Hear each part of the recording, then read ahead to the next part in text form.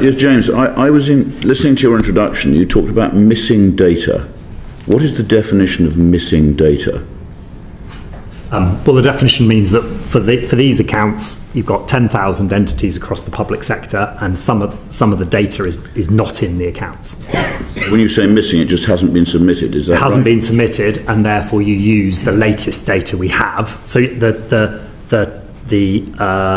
timed, so the data for that period from that entity has not been submitted, so you have to use a latest data instead. I mean, do you want to? Yeah, we in the performance report we proxy the most recent data from that entity, but in the account itself we don't have the data for that body.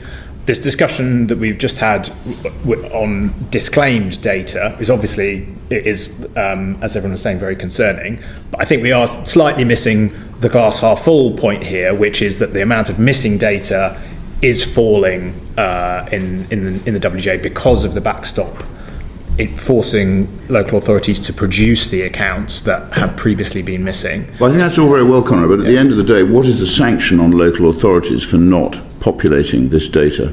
Is there any? The statutory requirement on them to meet the backstop.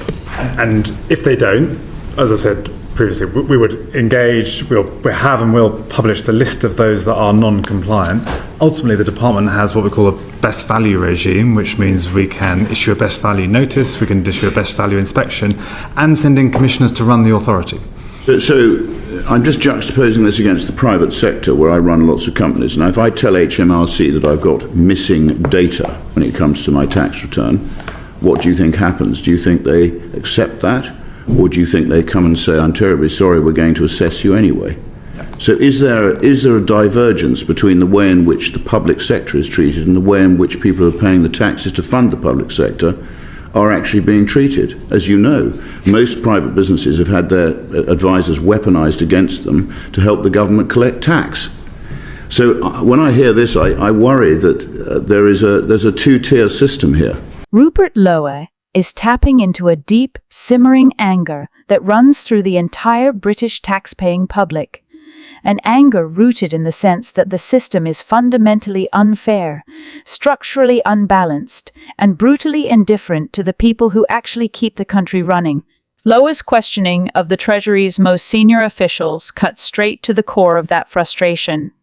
How is it that public sector bodies, year after year, can waste watering amounts of money without ever facing real scrutiny, while Humberture unleashes its full force on small businesses that are already fighting to survive? These small firms are the backbone of the economy.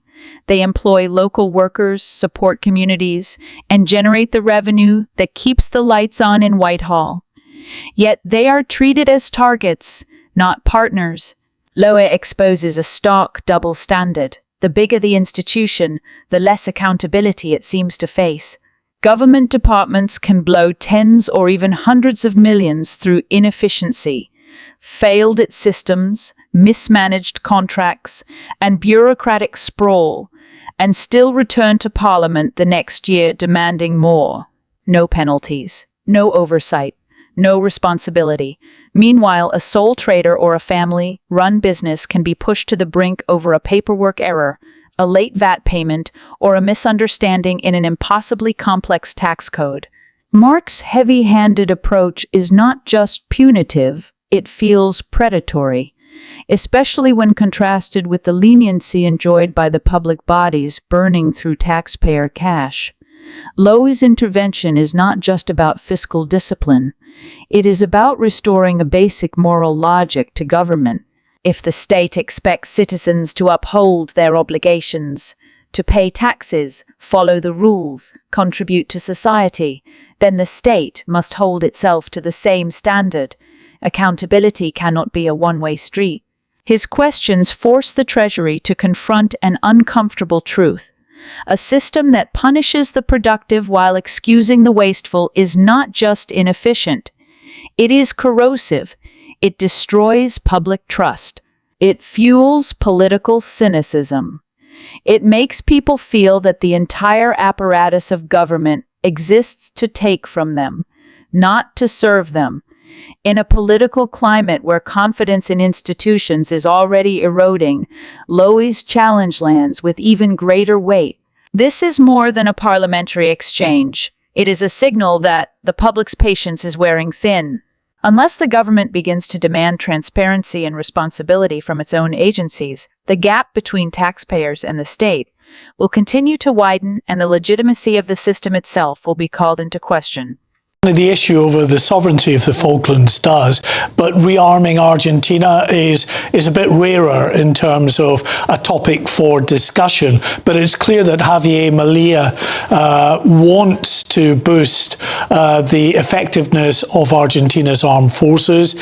He has been quite effective in doing that through the United States, because he was looking to the likes of China to boost his air force. And just this week, in fact, Argentina has taken delivery of 6 F-16 combat jets. So these F-16 jets, of course, American jets, but they were jets that were run and owned by the Danish Air Force and had decided to sell them to Argentina with the permission of the United States. That had been held up actually because of some British technology in the ejector seats of these aircraft. However, the aircraft that have been sold to Argentina are fully sort of US specifications, or no British components in there.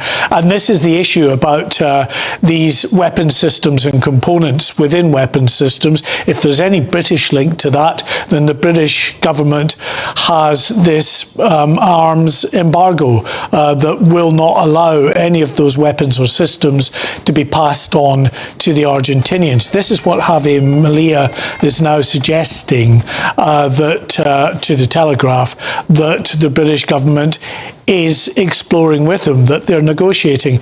Now, we've just heard from the Downing Street spokesman, the lobby briefing that happens mid-morning. They have said, reflecting that earlier comment, there have been no specific talks about relaxing arms export controls with Argentina. We have wide-ranging talks on trade, science and culture.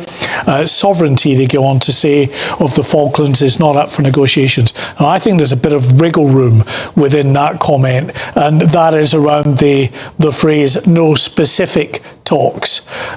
So that might suggest that to some degree it has been raised, and it may be something, we just don't know, that the government is prepared to look into. And Mark, just very quickly, what sorts of weapon systems could the Argentinians be seeking that have a British supply?